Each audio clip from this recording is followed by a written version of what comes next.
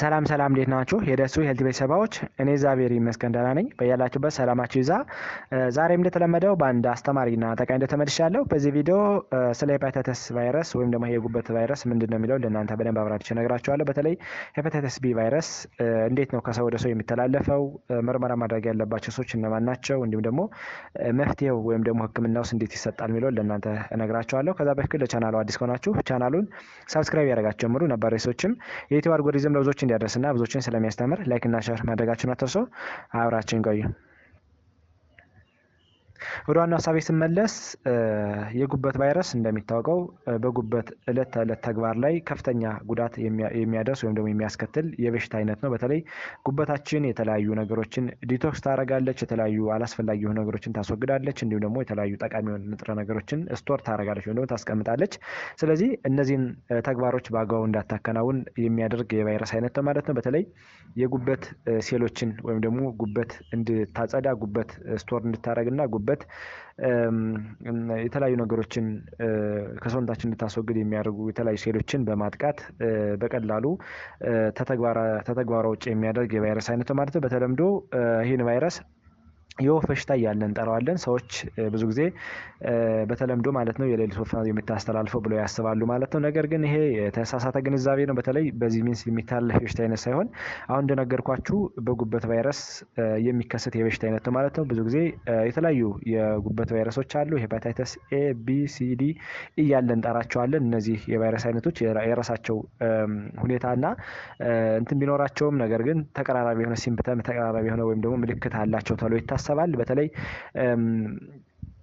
ሴቬሪታቸው ወይም ደግሞ ጉዳታቸው የተለያየ ቢሆንም እነዚህ ቫይረሶች የሚያሳዩት የተለያየ ምልክት አለ። ከነዚህ ውስጥ አንደኛው ቆዳ ላይና አይን ላይ ቢጫ የመሆን ቶሎ ቶሎ የመድከምና ድካም መሰማት፣ የሰውነት ትኩሳት መፈጠር፣ የምግብ ፍላጎት መቀነስ፣ የሆድ ውስጥ ህመም በተለይ ደግሞ በቀኝ ሳይድ በላይኛው ፓርት ላይ የሆድ ህመም መፈጠር፣ ጠቆር ያለ ሽንት፣ የነጣ አይነ ምድር እንዲሁም ደግሞ መገጣጠሚያ ላይ ህመም ሊፈጠር ይችላል። ቀስ እያለ በሂደት ደግሞ ይህ ቫይረስ በተለይ ደግሞ ጉበታችን ከጥቅም ውጭ ካረገ በኋላ አንዳንድ ምልክቶች ይታያሉ። በተለይ የሆድ መነፋትና ራስን በተለይ ደግሞ የራስ ጡንቻዎች አለመታዘዝና ሆድ የመነፋት ሁኔታ ሊፈጠር ይችላል ተብሎ ይታሰባል። እነዚህ ምልክቶች እንደ ሰዎች ሁኔታ በተለይ ደግሞ እንደ ሰዎች የጤና ሁኔታ እንደ ሰዎች የዕለት ተዕለት ተግባር ላይ የተለያየ ቢሆንም በተለይ በ3 ወር ውስጥ እነዚህ ምልክቶች ይታያሉ ተብሎ ይታሰባል ማለት ነው። ስለዚህ ቶሎ ካልታከመ አንድ ሰው በሽታው በቀላሉ እየተባባሰ በመምጣት በተለይ ደግሞ ወደ ፈውስ አልባ የበሽታ አይነት እንደሚለወጥ የተለያዩ ጥናቶች ያሳያሉ። ይህም በተለይ ደግሞ የምናውቀው ነገር ነው ማለት ነው። እነዚህ በተለይ ከነዚህ ቫይረስ አይነቶች ውስጥ እንግዲህ በተለይ በከፍተኛ ደረጃ ከባድ ነው ተብሎ የሚጠሩ የቫይረስ አይነቶች ሄፓታይተስ ቢ እና ሄፓታይተስ ሲ እያልን የምንጠራቸው ናቸው ማለት ነው። ከነዚህ ውስጥ እንግዲህ አንዱን ዛሬ ሄፓታይተስ ቢ እነግራቸዋለን ማለት ነው። ይሄ ቫይረስ የተለያዩ ምልክቶችን ያሳያል።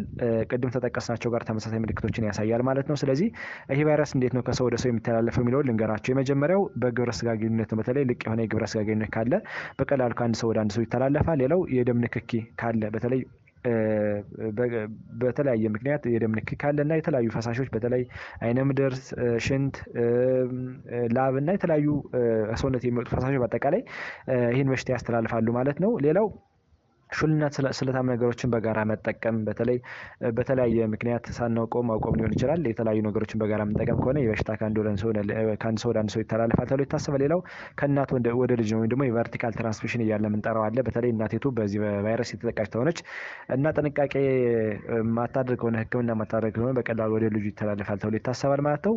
ስለዚህ እንደነዚህ ሁኔታ የተፈጠረበት ሰው ወይም ደግሞ ይሄ ችግር ያለበት ሰው እንዴት ነው ምርመራ ማድረግ ያለበት፣ እነማን ናቸው ምርመራ ማድረግ ያለባቸው የሚለውን ስናይ ደግሞ በተለይ በሽታው ካለበት ሰው ጋር ግብረ ስጋ ግንኙነት ያደረገ ሰው በቀላሉ ቶሎ ሕክምና እንዲያደርግ ይመከራል። ሌላው ከአንድ በላይ ጓደኛ ወይም ደግሞ ከአንድ በላይ የግብረ ስጋ ግንኙነት የሚያደርግ ሰው እንዲታከም ይመከራል ማለት ቶሎ ራሱን እንዲያውቅ ይመከራል ማለት። ሌላው የአባላዘር በሽታ ያለበት ሰው በተለይ ተጓዳኝ የሆነ የአባላዘር በሽታ ያለበት ሰው ይህ ሁኔታ እንዳይባባስና በቀላሉ ሊተላለፍ ስለሚችል ቶሎ እንዲመረመር ይመከራል። ከዚህ በተጨማሪ በተለይ ነፍሰ ጡር እናቶች ናቸው።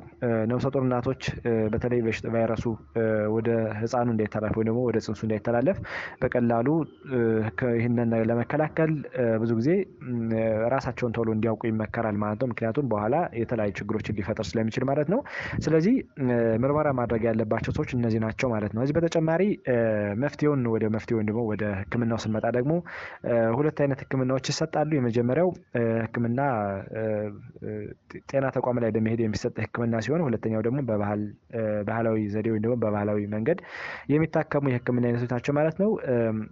እንደሚታወቀው ዘመናዊ ህክምና ወይም ደግሞ በጤና ተቋም የሚሰጥ የህክምና አይነት እንደሚታወቀው በተለይ ደግሞ ከዚህ በሽታ ጋር ተያይዞ ሊመጡ የሚችሉ የተለያዩ ተጓዳኝ የሆኑ ችግሮች ይኖራሉ። እነሱን በማከብ ሳፖርት በማድረግ እና ቶሎ ከመጣ ደግሞ አንድ ሰው በቀላሉ የተለያዩ መድኃኒቶችን በመውሰድ እና ምርመራዎችን በማድረግ ራሱን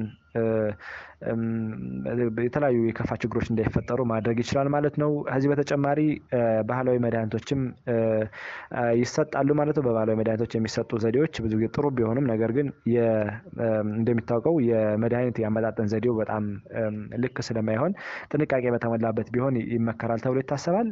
ከነዚህ ህክምናዎች ውስጥ እንግዲህ አንዱ ይሄ ባህላዊ ህክምና እያልን የምንጠራውን ዘዴ ልንገራችሁ። በተለይ ብዙ ሰዎች ተጠቅመውት አብዛኛው ማህበረሰብ ተጠቅሞት ለውጥ ያመጣበት ነገር ነው የምነግራችሁ ማለት ነው። በተለይ 4 ውህዶችን በመጠቀም ይሄ ቫይረስ ያለባቸው ሰዎች በተለይ ከፍተኛ የሆነ ጉዳት ሳያስከትል ወይም ደግሞ የጉበታችን አብዛኛው መጠን ሳይሸፍን ከቨር ሳያደርግ በቀላሉ ቶሎ የምንታከምና ራሳችን የምንጠብቅ ከሆነ ከዚህ ቫይረስ ሰዎች በቀላሉ እንዲያገግሙ ይደረጋል ተብሎ ይታሰባል። ለምሳሌ የቅርንፉድ ፍሬ እንዲሁም ደግሞ ወተትና ቁጭን ብለን የምንጠራው ይሄ ተክል አለ። እንዲሁም ደግሞ ማርን በመጠቀም እነዚህን 4 ውህዶች በመጠቀም ይሄ ቫይረስ መቀነስና ማስወገድ ይቻላል ተብሎ ይታሰባል። በተለይ የቅርንፉድ የተፈጨ ቅርንፉድ ማለት ነው 1 የሾርባ ማንኪያ የላም ወተት 1 ግማሽ ሊትር ወይም ደግሞ ግማሽ ሊትር እንዲሁም ደግሞ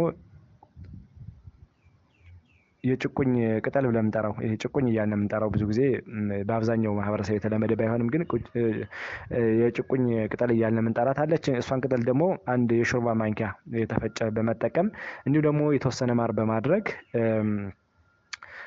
በተለይ እንደዚህ አይነት ችግር ያለባቸው ሰዎች ራሳቸውን መፈወስ ይችላሉ ተብሎ ይታሰባል። በተለይ ከ5-10 ደቂቃ በማፍላት በውሃ ማለት ነው ጧትና ማታ በማጥለል መጠጣት ይቻላል ማለት ነው። ይሄንን በተለይ 2 ብርጭቆ አንዳንድ ቀን እየዘለሉ ለ3 ሳምንት ቢጠቀሙት የተለያዩ ለውጦችን ያያሉ ተብሎ ይታሰባል። በተለይ የጉበት ቫይረስ ጋር ተያይዞ ሊከሰቱ የሚችሉ የተለያዩ ተጓዳኝ የሆኑ ችግሮችን በመቀነስ እንዲሁም ደግሞ ቫይረሱ በቀላሉ ቀስ እያለ በሂደት ከሰውነት እንዲወገድ በማድረግ ትልቅ አስተዋጽኦ አለው ማለት ነው። ስለዚህ አሁን የነገርኳችሁን የቅርንፉድ ፍሬ፣ የላም ወተት፣ የጭቁኝ ቅጠል እንዲሁም ደግሞ ማርን የተወሰነ በመጨመር ራስን ከዚህ ቫይረስ መከላከል ይቻላል ማለት ነው። ይህንን ሁኔታ ለ3 ሳምንት አንዳንድ ቀን እየዘለሉ ቢጠቀሙት ለውጥ ያገኙበታል ተብሎ ይታሰባል ማለት ነው። በዚህ ጊዜ ይህንን ሁኔታ እየወሰዱ ወይም ደግሞ ይህን ውህድ እየወሰዱ ያሉ ሰዎች የሚከለከሉ ነገሮች አሉ ተብሎ ይታሰባል። በተለይ አልኮል፣ ትንባሆ አለማጨስ፣ ጥሬ ስጋ፣ አሳ ነገር እንዲመገቡ አይመከርም ማለት ነው። ይህንን ውህድ በመጠቀም ራስን ከተለያዩ ነገሮች በተለይ ደግሞ ተጓዳኝ የሆኑ ነገሮችን በመቀነስና ቫይረሱን በቀላሉ በሂደት እንዲወገድ ማድረግ ይቻላል ማለት ነው። ዛሬ በዚህ ቪዲዮ ሄፓታይተስ ቢ ቫይረስ ምንድን ነው የሚለው ለእናንተ በደንብ አብራርቼ ነገርኳችሁ። እናንተም ቆንጆ ግንዛቤ አግኝታችኋል ብዬ አስባለሁ። ቪዲዮውን ላይክ እና ሼር እያደረጋችሁ ትብብራችሁ እንዲያለኝ ስል ጠይቃለሁ። አመሰግናለሁ። ባይ ባይ።